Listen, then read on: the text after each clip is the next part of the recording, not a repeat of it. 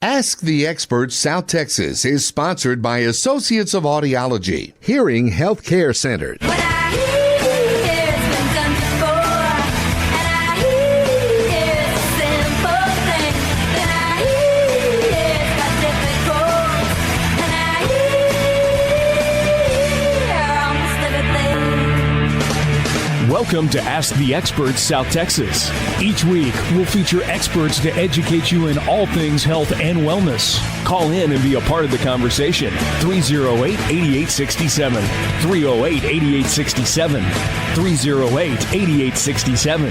And now the hosts of Ask the Experts South Texas, Dr. Nicole Davis and Dr. Don Bledsoe. Good morning. Welcome to our show. I'm Dr. Davis. And I'm Dr. Bledsoe. You're listening to Ask the Experts of South Texas. And with us today on the soundboard is Shemaiah, the original OG of our show. Holla.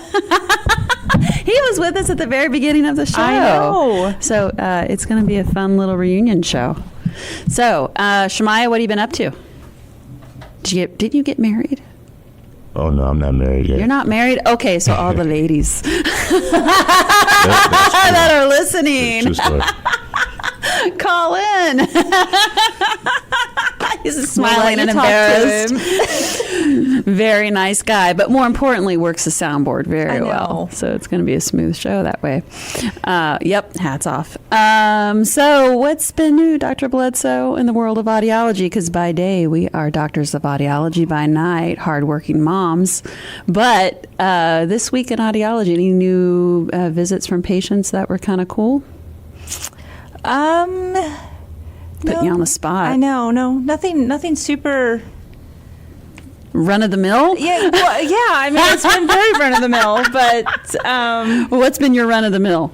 my run of the mill has been, let's see, several more APDs, auditory processing disorder. Okay, well, describe what kiddos. auditory processing disorder. No one really understands that. Auditory processing disorder is when you hear something, but your brain can't process it or interpret what was said. Which is a big deal. So a lot of people have this. It's underdiagnosed and undertested. And tell your son not to call us during the Nope, show. that was my alarm. Don't know why I have it on.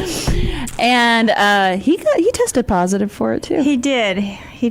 So Which was a little bit of a shock, sort of a shock to him, Not but to not me. really. Well, yes. But yeah, I think he's like, Mom, test me for this. I'm like, all right. And he has trouble when he has competing information trying to pull out both pieces. He can Yes. pull out one, but when he has to pull out both pieces of the information given, he can't do it. So when you say competing information, that can be multiple talkers. It can be two words coming from two different people on one side of your head. It can be dichotic listening skills, which is two ears trying to tease out noise that's all around you and then trying to listen to that one person or one piece of information that you're trying to understand. Or trying to attend to two pieces of information, one in each ear. Right. It gets Which is complicated. hard. Well, listening is a complicated event. It is. And sometimes I do it well, sometimes I do not. But if you can say it's not my fault, it's my brain, you get a get out of jail card, right?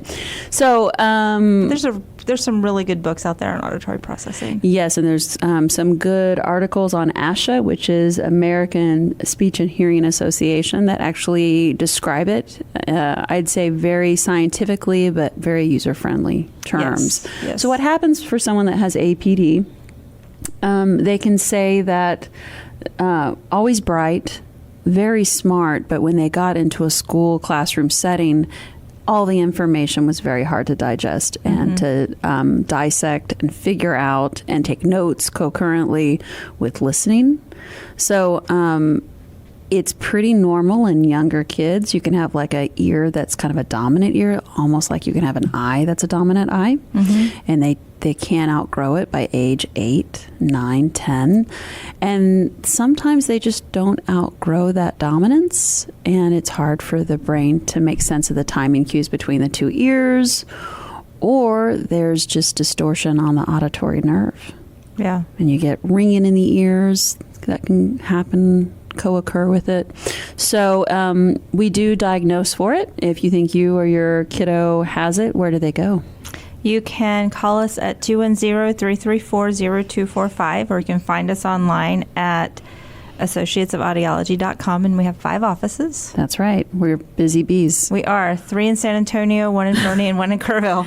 So if you're open to it, come on in and see us. We'd love to test you, see how you're doing. Now, I will tell you this, too. You can have normal hearing with this. Most people do have Most normal people hearing. do. Mm-hmm. So don't be fooled. Right. And if you think your spouse or special one just isn't listening and you don't think it's their fault, bring them in. We'll get them tested. We'll see what's going on. So today's show is going to be kind of cool because it has to do with a topic that everybody in Texas suffers through. Especially in San Antonio. If they weren't cussers, they want to cuss. But it's allergies.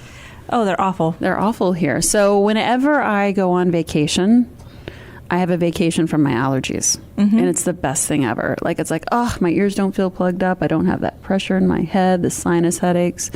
Don't have to be as religious with the allergy meds. And then I come back and I'm like, yep, surprise, welcome home.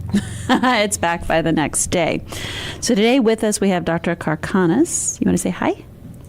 Hi, Dr. Davis and Dr. Bledsoe, and a big hello to all our listeners. And thank you for having me on the show. I'm so excited to talk to all of you about allergies. Yeah. And so why did you pick this as a specialty to go into allergies and immunology? Allergies are increasing, especially in Texas, overall in the Western world. Mm-hmm. Allergies often present in weird, strange ways. And that is one of the things that drew me to this field, is that I like to solve weird, strange problems. Well, I'm a weird kind of person. And I've got really weird allergies, and so does Dr. Bledsoe. Yes, I do. She gets hives in her throat whenever cedar kicks up really high. Is that common? It is very common. Cedar allergy is so prevalent, and mountain cedar blooms in winter in South Texas. It's one of the very few pollens that actually blooms in winter. The rest of the country gets a break. They don't have much pollen, but we are blessed with cedar. It can even cause fever and hives and asthma attacks. And so winter is a busy, busy season for allergists. Yeah, we had a neighbor one time that was using it for firewood. Oh, dear. And that was a bad day for everybody around them. Yes. People don't realize a lot of Christmas trees that are sold here are cedar trees. So if you're allergic to cedar, get an artificial tree, because for all you know, your Christmas tree might be worsening your trouble in the winter. I wondered about that. I have an artificial tree. Well, mine comes pre-lit, so I don't want to fuss and mess around with the other stuff, but it's more convenient too. So, Dr. Karkhanis, you have 3 locations in town: Medical Center, Barlight, Stone Oak. If anyone wants to check out your practice, they can go to www.allergysa.com and call 210-616-0882. So, I'd say first and foremost, so environmental allergies, like this is day to day. What people go to bed, they wake up and they feel worse than before. What are some things in a house that will create a reaction in someone? Indoor allergies, one of the main causes are dust mites. Dust mites live in our mattresses and our pillows. So it's not just carpets. my OCD. There's actual dust mites. There's actual dust mites. They're tiny bugs and they don't bite you, but you breathe them in all night when you sleep on your pillow, and they keep that constant They hang out in your sinus passage? Oh, they nice. do. Nice. Nobody's ever found That's a way gross. to get rid of them permanently. They grow back very quickly. They grow? everywhere, all They over. proliferate. Very good. So is that why people say to wash your sheets well, no, not that. But yes. with hot water. Your allergies are worse at night than during the day? That is true. Also, Dust mites. because when we lie down, our hangs nasal out. passages close a little bit for everybody, just the way our body is built. Sets up shop. And if you've already had a lot of inflammation, that little bit of closing is not tolerable anymore. Yeah. So how do you control dust mites? Some easy measures: change your mattress every 5 years, change Oh, your really? pillow every 2 years, Getting new mattresses. get covers for your mattress and pillow, get hardwood or tile I'm 1 year floors. Don't get Hardwood floors? Hardwood? How about hardwood or tile. Anything that you can clean with a wet mop Yeah. is easier to get rid of dust mites. Blinds are better than curtains or drapes. Okay. Don't keep any stuffed animals or soft toys in your child's bedroom because that fur will gather dust mites. Don't keep any indoor plants because the leaves Indoor will plants? gather dust mites. Yeah, but aren't they good for cleaning the air? Not in the bedroom, So you can keep them in the living room, not the bedroom. probably. We spend 8 to 10 hours every day in our bedroom, so you got to be careful. That air is sacred. That is your temple. You got to have clean air. Okay, I'm just thinking of a bunch of people I want to talk to about how we're going to rearrange their house. You're listening, so we're going to rearrange that. But the carpet Carpet's a huge thing. Is gross. Carpet is nasty. Yeah, there's lots of stuff that harbors down in there. We won't talk about that. No, but okay, so clean out your house, make sure that these routes to your sinus passages aren't there. What do you feel about HEPA filters? HEPA filters help, but they help in a smaller space. So like a bedroom, Okay. that typically you close the door at night, you keep the windows closed, it will help. But if you have an open living plan and you put it in your living room, that area is probably too big for the HEPA filter to make any difference. Allergy sufferers, I tell my patients, even when the weather gets nice outside, keep your windows closed. If you have animals, if you have pets, and you dearly love them and you're Yeah. allergic to them, at least keep them out of your bedroom. So when you're with them, spend time with them during the day, and then take a shower, change your clothes, and don't let them into your bedroom. Don't let them into your bed. So, can you get immunotherapy or allergy therapy for pets? You can. Commonly cats and dogs, but Yeah. we do have some Horribly allergic people to cats. that get immunotherapy to horses. Horses? Because they show horses or they are in equestrian school, they're around horses, very allergic. So I have some patients that have shots to horses to help them tolerate the lifestyle they want to live. I have some patients that have shots to cattle because they're ranchers. Yeah. So, thinking for lifestyle for folks that are in Texas, because I think everybody here that I see, I can say 100% of everyone I know has allergies here. And it's year round, because that's the beauty. We get the cedar in the fall, you get the pollen in the spring and summers, and you get the oak.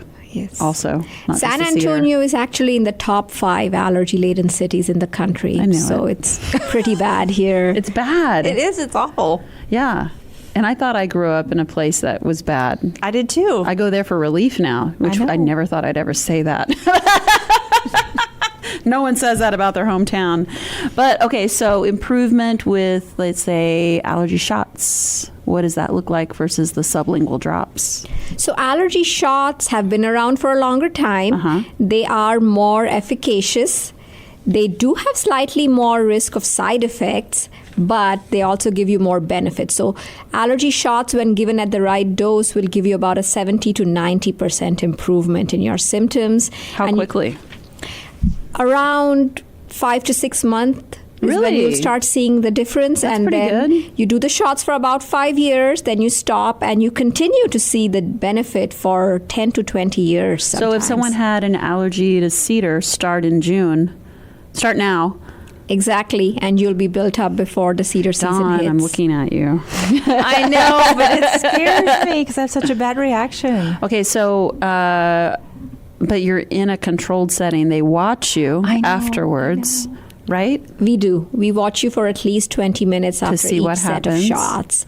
And commonly what you will see is a little bit of redness and itching on your arms where you gave you the shot, pretty much. And what happens if there's like a severe anaphylactic reaction? We treat you right away. We have all the medications and our staff is trained. It's and controlled. we also have our patients carry an epinephrine auto-injector Yeah. in the rare event that they have a reaction.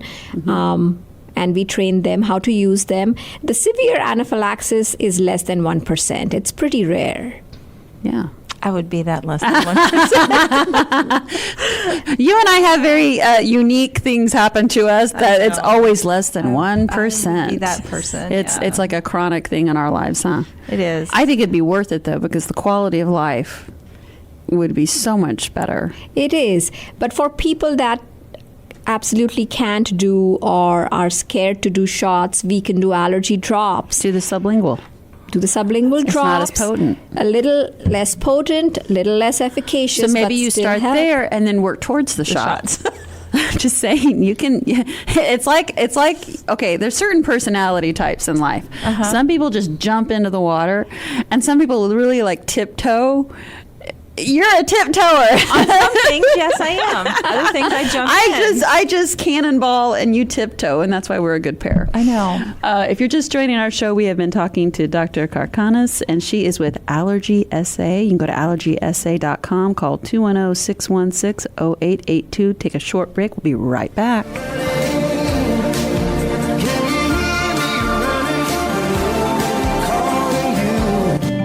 Do your loved ones say, "You're not listening"? Do they tell you the TV's too loud? Or do you have ringing in your ears or feel dizzy without explanation? Call Associates of Audiology. They are the experts at diagnosing and treating hearing loss and balance disorders for all ages. Call 210-334-0245 or see them at associatesofaudiology.com for a better quality of life. Don't let your ears keep you from hearing. And we are back. Thank you for joining our show. You're listening to Ask the Experts of South Texas. I'm Dr. Davis. And I'm Dr. Bledsoe. And with us today is Dr. Karkhanis, and you specialize in allergies and immunology. So let me ask you this. How do you test for allergies, first and foremost? We can do a skin test or a blood test. Skin test, the first part usually involves scratching the top layer of your skin with a small plastic toothpick-like applicator and then watching for 20 minutes. A positive test will show up as a temporary red swelling at the site of the scratch. We can also do what are called intradermal tests, where we take a very small needle and we inject a small amount of the test reagent under your skin. And then blood tests, we send you to the lab and they draw your blood and they check for what's called immunoglobulin E or IgE, which is one of the main causative agents of allergies. Now, I got that blood test one time.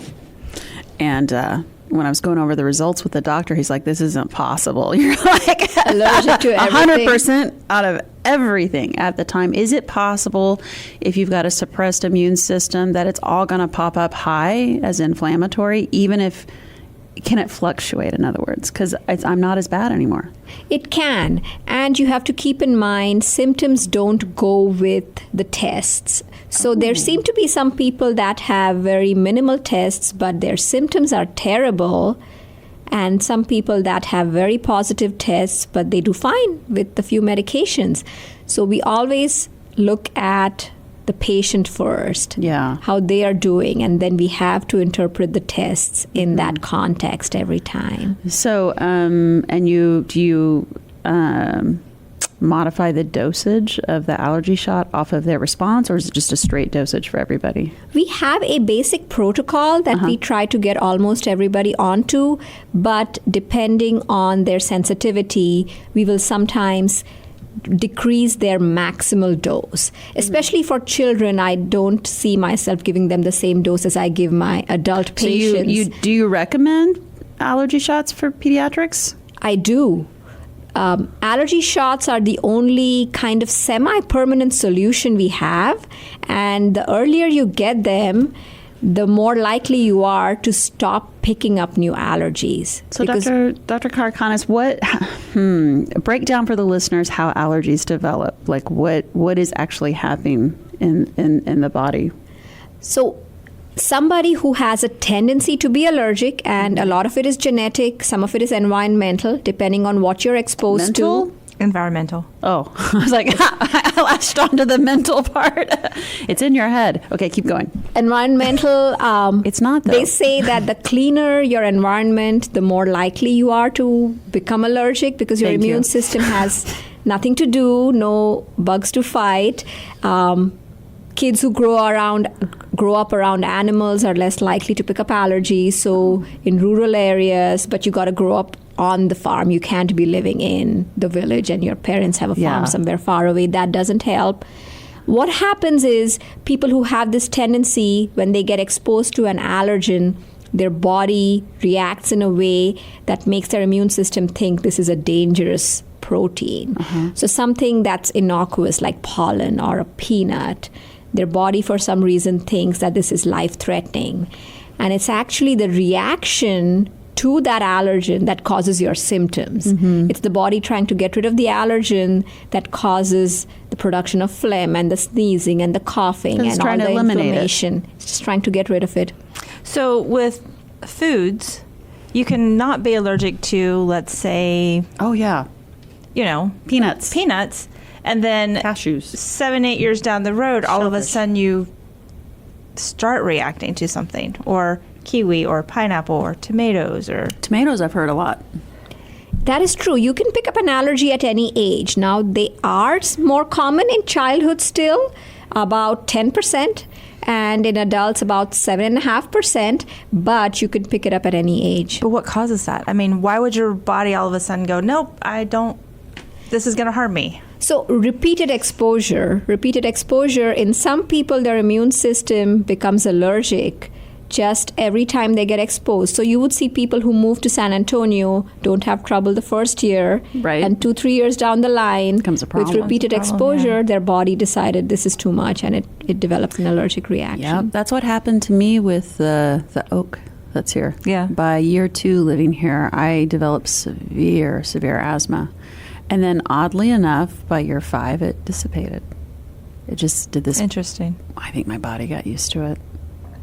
I mean, that's my theory, but it may be wrong. You got used to living with it. I just had a conversation. breathing back. I had a conversation with my body and said, get used to it.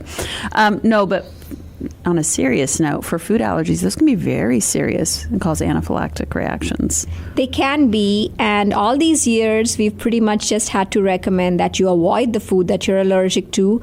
But there are many exciting things on the horizon that might be FDA approved soon, many treatments for food allergies that we hope to bring our patients. At Allergy SA, we pride ourselves on being early adapters, and we try and incorporate new treatment modalities as soon as we can to help sufferers of food allergy. So for your pediatric patients, have you seen like a significant improvement, I would say, in the quality of the lives of the parents dealing with it and the stress? Definitely. It can be very stressful. I had a parent who had a child who had a very severe reaction to peanut, and the family was moving to Hawaii, and mom was scared to get on a flight because it's 12 hours flying, and she was scared of the peanuts on the flight, and she was asking me, how many EpiPens can I carry? What if the child keeps having multiple reactions? And they chose to drive. They would not fly. Wow. Yeah. It can be very stressful. That would be hard. How do you drive to Hawaii? A ferry. Oh, okay. Get on a boat. It's early, folks. Then you got to deal with, the sickness. Yeah, no. Ocean. Anyway. Well, it's also difficult because everything's produced in factories. Oh, yeah. That, this peanuts were produced here, and so be careful. Possible cross-contamination. Or your child has to sit at its own table during lunch because someone brought a peanut butter and jelly sandwich. Yeah. Got to sequester them. So it's difficult. It really is. It is. So can you take shots for peanut allergies? Like, no. You just have to avoid it. But you're saying that there's stuff coming out. There's oral treatments on the horizon. On the horizon. They won't be shots. They will be oral. And is it like it's a histamine? I'm trying to... It actually will be peanut protein that will be given in increasing doses to induce tolerance. And we're it's looking like an inoculation. Exactly. We're looking at oral. We're also looking at patches that you can put on the skin, and they will release a small amount of protein continuously into your body. And get acclimated to it. Exactly. I'm just naming off some stuff in my head that I probably need to get acclimated to. And it's not always I keep a protein. trying to acclimate to my food allergies, and it just is not helping. It's getting So worse. they could do a garlic patch for you. No, that would be awful. You keep the vampires away. Garlic and onions, yes, absolutely. You're a vampire, Dawn. Maybe, I don't know. Because that's what you're allergic to. Dr. Karkhanis, we'll be right back. We have so many more questions to ask you. Hang with us. We'll be right back to the show. If you want to book an appointment, call 210-616-0882. We'll be right back.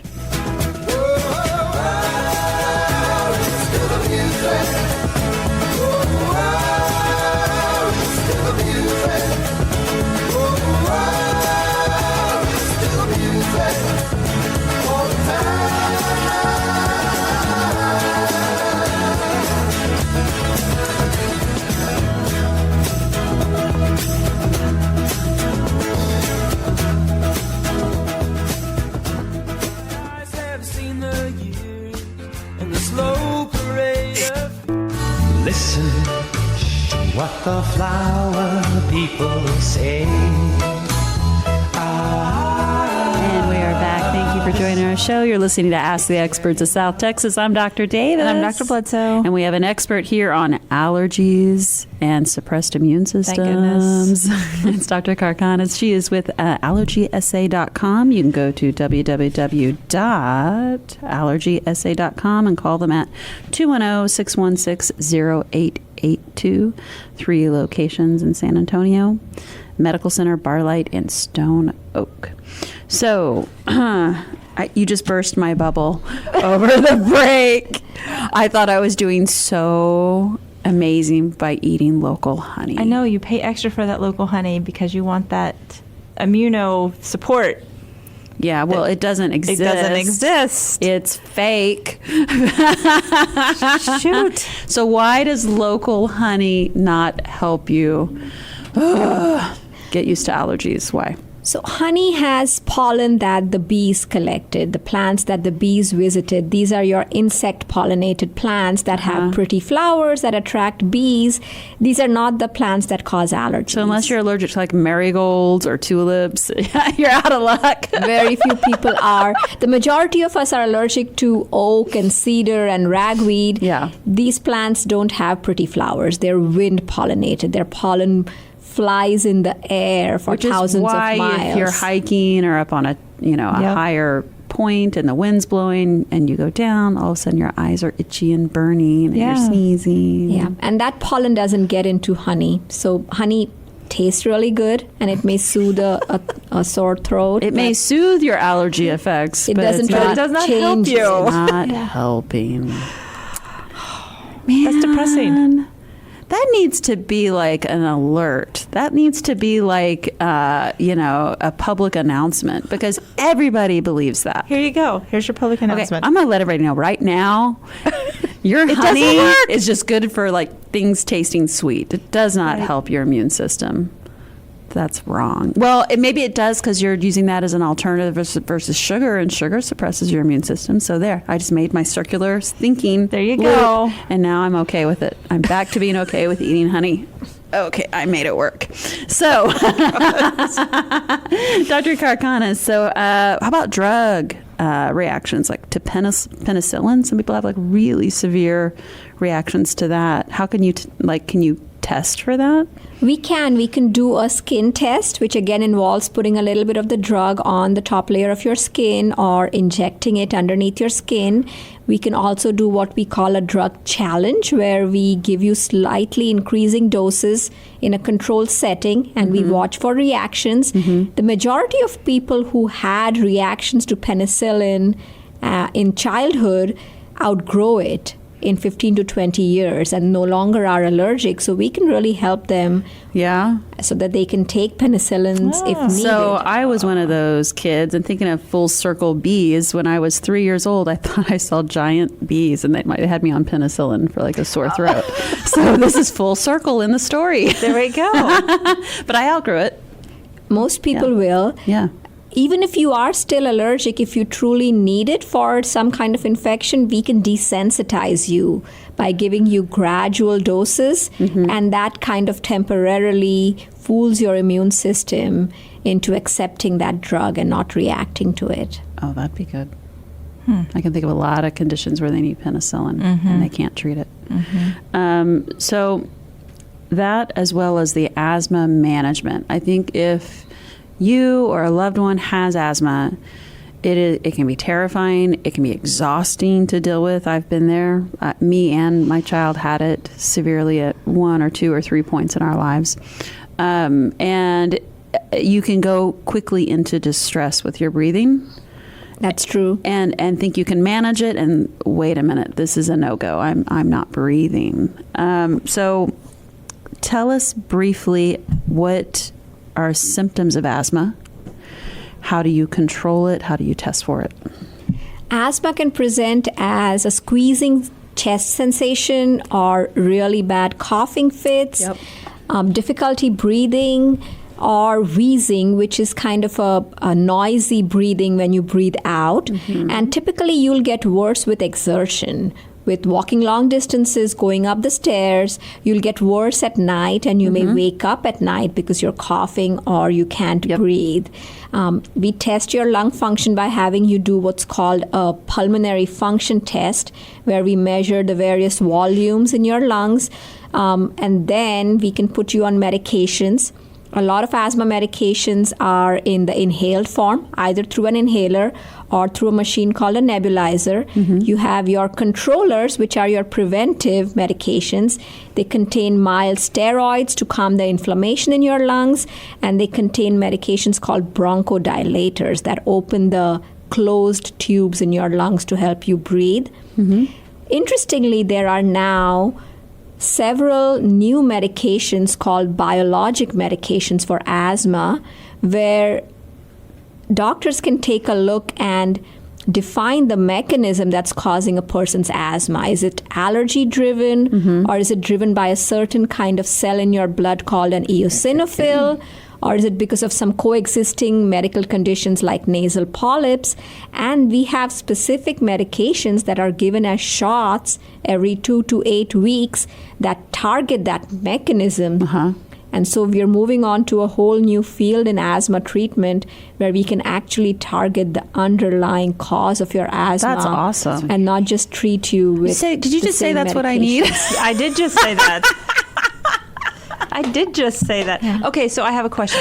Is exercise-induced asthma a real thing, or is it asthma all the time, but exercise makes it worse? That's a good question. Exercise-induced asthma is an entity. There are a lot of people that are otherwise fine, but when they try to exercise, they can't.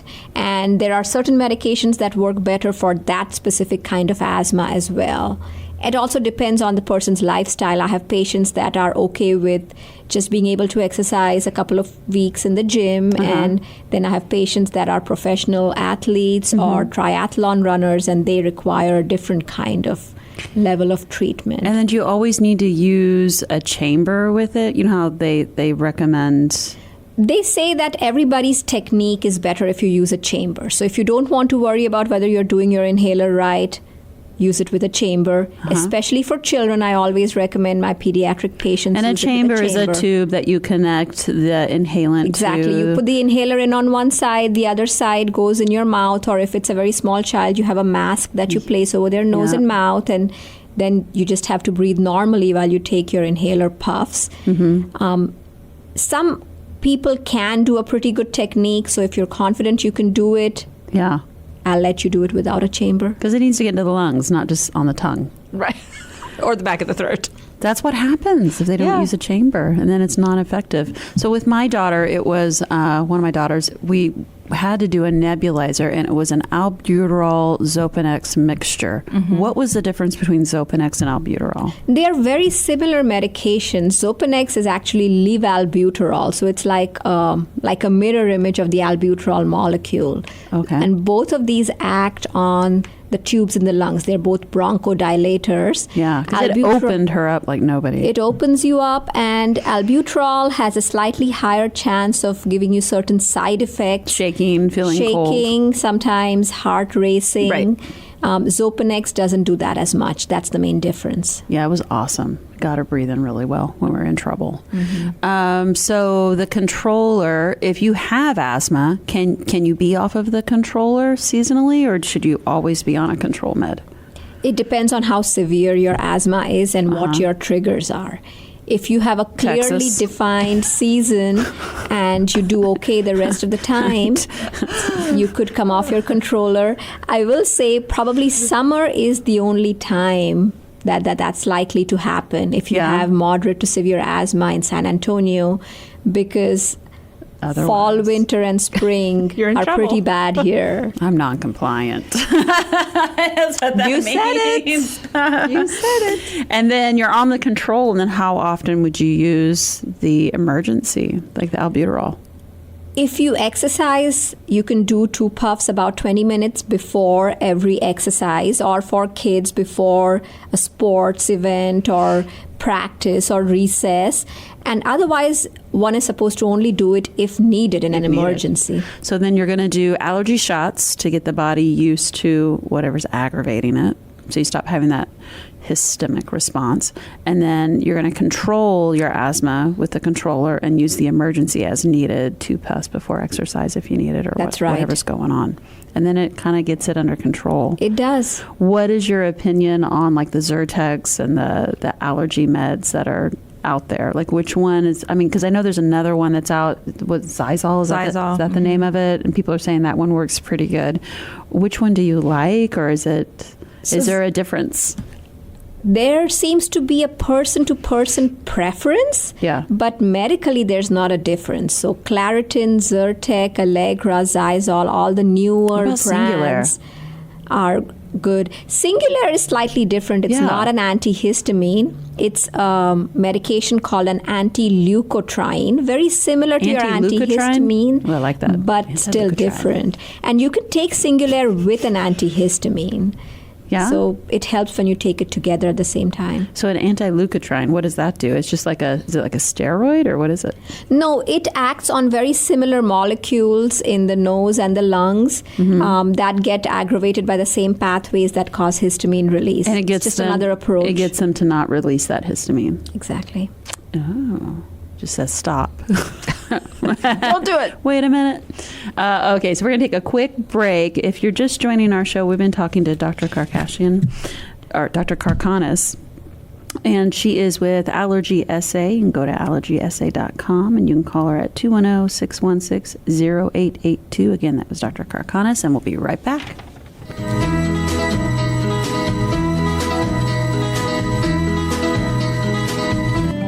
Do your loved ones say, "You're not listening"? Do they tell you the TV's too loud? Or do you have ringing in your ears or feel dizzy without explanation? Call Associates of Audiology. They are the experts at diagnosing and treating hearing loss and balance disorders for all ages. Call 210-334-0245 or see them at associatesofaudiology.com for a better quality of life. Don't let your ears keep you from hearing.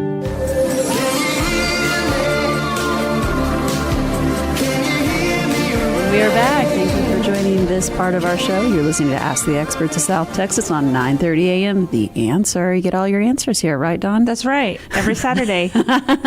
With different things, right? I mean, this month alone, I've learned about teeth, cardiac stuff, and now we're on to allergy and your immune system. Awesome. It is awesome. So can you correct some of the allergies that you're having, Doctor, with improving your overall health and have less of a response? You can. Like building your immune system. Certain things like vitamin D are very important to maintain a healthy response and control your allergies. Good sleep hygiene is important because stress in general will worsen your immune system and weaken your ability to fight infections. You can also, if you're suffering from a weak immune system, require specific treatment for that. And you would be somebody that is having recurrent infections, sinus infections, pneumonia. You're looking at me. That just don't seem to get better. I had that 4 years ago, and I know. I drastic improvement. I know. You went and had all of your Testing done. They found out the done. allergies, and the quality of Yeah. life. It's night and day. Oh, yeah. You're much healthier now than you were then. Oh gosh. But there's something to be said for it. There is, and Allergies will do this. allergies will do this. We can test your immune system function as well to see if it's deficient. And the severely deficient people end up needing infusions of what are called immunoglobulins, which you can give either intravenously or subcutaneously to boost their immune system. Is that a temporary boost, or does it help for long-term maintenance? If you're severe, it's usually long term Okay. because it means your immune system has stopped functioning and it needs a boost usually. How often are long-term. you doing that? It can vary from once a week to once a month. The Okay. products that we have available, there's several different ones.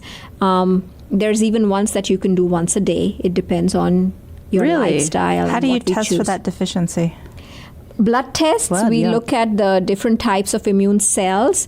We look at levels of proteins called immunoglobulins, and we look at how you respond to vaccines, which we use as a surrogate marker for infections. Those are the main tests we do. We can also sometimes do genetic testing if you have a genetic defect. That's an important point because immune some people problems. lose their inoculation to certain viruses, and so you can get tested and get re-inoculated. It does help. Yes, boosters So, will help. Boosters, yeah. So eczema, I don't understand the nature of it. It's always been a mystery. Is it autoimmune based? Is it an allergy based? What is the origin of eczema in people? Eczema starts off with a defect in your skin proteins. Our skin is supposed to form a barrier between the outside world and our body. And people with eczema have a defect in one of the proteins that forms this barrier. So their skin can't form a barrier. It cracks, it loses moisture. The cracks then allow allergens and germs to enter and set up infections. Oh. And that's what sets up the severe itching. And then when you scratch, you worsen the cracks, and then there's more itching. And we call it the itch-scratch cycle, and it keeps self-perpetuating. So there is a basic skin defect, and then there's some allergies worsening it. So eczema treatment, you need to target both. You can't just go with one or the other. So, so can you give them the protein topically that they need to help the dermal barrier do its job? We can't do that yet. We can see we where can I'm give going. them certain molecules like ceramides. There are creams that contain ceramides that might help. Very good and diligent and daily moisturization is one of the mainstays because that's what replenishes your ceramides and keeps your skin healthy. When you do have an eczema flare, then you need actual prescription medications like a topical steroid or a topical non-steroidal prescription medication. And for the really severe eczema sufferers, there are shots now that actually modify your immune system response and improve the inflammation levels in your skin and improve your eczema. Is that what they say? Don't go out in the sun often if you have eczema because it just dries it out, or? That's true. It dries it out. Also, eczema skin is very prone to pigment easily. Oh, really? Because of the damage. Because of the damage, you may go from having light spots where your skin has healed to suddenly having dark spots. So a lot of my eczema patients have to be very diligent with sunscreen or just wearing long sleeves and full pants in the Texas summer. So the biologic medications that have been approved for eczema are it's the anti-inflammatory They portion. do work on an anti-inflammatory pathway, and they're shots, and you can actually take them at home. Oh, really? You can take them at home. They're safe, and they are really helpful. So just in the stomach, or? If you're doing it to yourself, you do it to yourself in the stomach, in the fat layer. If somebody's doing it for you, they can even do it in your arm. Okay. Very small amounts of medication. And so, what are the signs of immune deficiency, Dr. Karkhanis? What is it? Typically, sinus infections, pneumonias that don't seem to get better with your average antibiotic courses. The person that's always sick. Exactly. Multiple courses of antibiotics, ER visits and hospitalizations, and weird bugs growing out when you are able to get a culture. People who end up needing multiple sinus surgeries to clear out their sinuses. Those are some of the main risk factors. So can you, those people that are in that category of always being sick and chronically on meds and chronically on antibiotics or steroids or whatever, what does that do to them? Does it make it worse? Yeah. Antibiotics can really change the flora in your gut and give you a lot of side effects. They can put you at the risk of having another infection in your gut called C. difficile, which can result in pretty bad diarrhea. So you want to try and minimize that as much as possible. A lot of times people end up needing steroids by mouth if they have a lot of inflammation from their infections. And steroids, again, have long side effects like weight gain. They affect your bones. Density. They decrease the bone density. They can cause your blood sugar to go up and cause you to develop diabetes. So oral steroids or steroid shots are something that we need to minimize. So is there a limit to how many you should do in a year? If you're needing to be on antibiotics and steroids, I would say pretty much 2 courses in half a year or more than 4 a year means that you should get checked out to see what's going on. Yeah. A lot of kids will catch infections in school and pass it on to their parents, but the average person should be able to get over them without really needing antibiotics and steroids every time. That's important because there's an overuse of antibiotics. It's very dangerous, and it's causing the germs that we see to become resistant and to mutate. We fear the day we have no antibiotic left because they've become resistant to everything we have. So how many, so for ears, right? How many ear infections in a child should you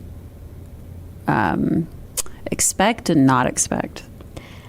Depending, is it like 3? More than 3 is a no? You need to? I think it depends on the doctor. On the doctor? And the age of the child. The younger the child, the more likely they are to have infections just because of the way the eustachian tube hasn't dropped because it's more horizontal and fluid builds up in there. Right. If you're going to daycare or you have siblings that are going to school, you are more likely to be catching infections as an infant or a toddler. I would say more than 3 in a 2-month period or more than 6 in a 4 to 6 month period is probably a sign that you need to get checked out. So, Dr. Karkhanis, we touched on the fact that honey does not really help with allergies. It just kind of sweetens your food naturally. Because of the pollen that is getting picked up is not really something that people react to. So, are there homeopathic treatments that are effective? Some natural things that we can do, you can do a saline rinse. So you can use either a squeeze bottle or a neti pot with salt water and rinse out your nose. It helps wash out all the germs and the allergens. And for people that are able to get over the mental block of putting water up their nose, it is really helpful. How often should you do that? Once every 1 to 2 days. Oh, really? Not every night? Okay. And then it just cleans out all the pollens that are hanging out in there. It washes everything out. So that's a very good Should you use bottled water or like tap water? If you use bottled or distilled water, you can use it directly. If you use tap water, I recommend you boil it one time, let it cool down, and then you can keep it in the fridge and then use it, just so you don't put any weird bugs up your nose. But they have those little nose sprays for kids, for parents, the little, what are they called, little noses or something like that? The saline rinse. Yeah, those are handy. And you can help clean out whatever is getting up in there for your kiddo. And you can use a little suction device, and that really helps clean out for kids that can't blow their nose very well.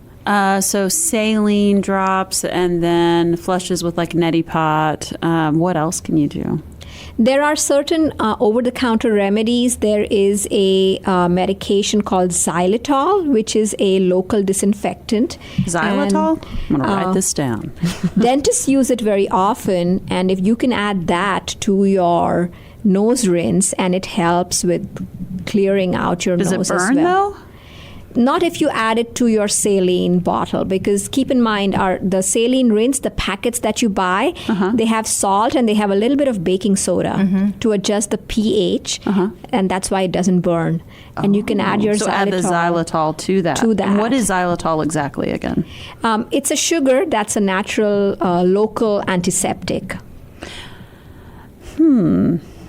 So there are some good uses for sugar. Okay. I stand corrected. I stand corrected. So I'm going to add sugar. Yeah, I'm going to add xylitol to my nose rinse. Okay. Yeah.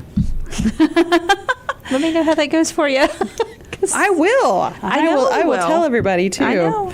So, and then certain foods you can introduce slowly to your diet. Is that safe to do? So say like Dawn, who has an allergy to garlic. And onions. And onions. Can she slowly add that to her diet? It differs from person to person. It works for some people. It does not for some You're a vampire. others. Won't I must be. Because it does not work. Because I've tried. Oh, man. I've learned a lot this hour. So I'm going to add sugar to my nose spray. I'll let you know how it goes. Yes. And I'll let the audience know how Okay. it goes. Dr. Karkhanis, thank you so much for being on our show this hour. Thank you for having me. And if anyone wants to go and get checked out, call 210-616-0882. You can go to www.allergysa.com. And as always, if you need help with your hearing imbalance, they can go to us.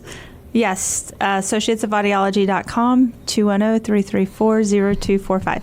And, you know, if you ever have questions about the doctors we have on the show, Call us. Call us, because many a times I've had people call Oh, yeah. and say, I need to go see that doctor. Where were they again? And what did they do? And how does that work? And where's the number? Yeah.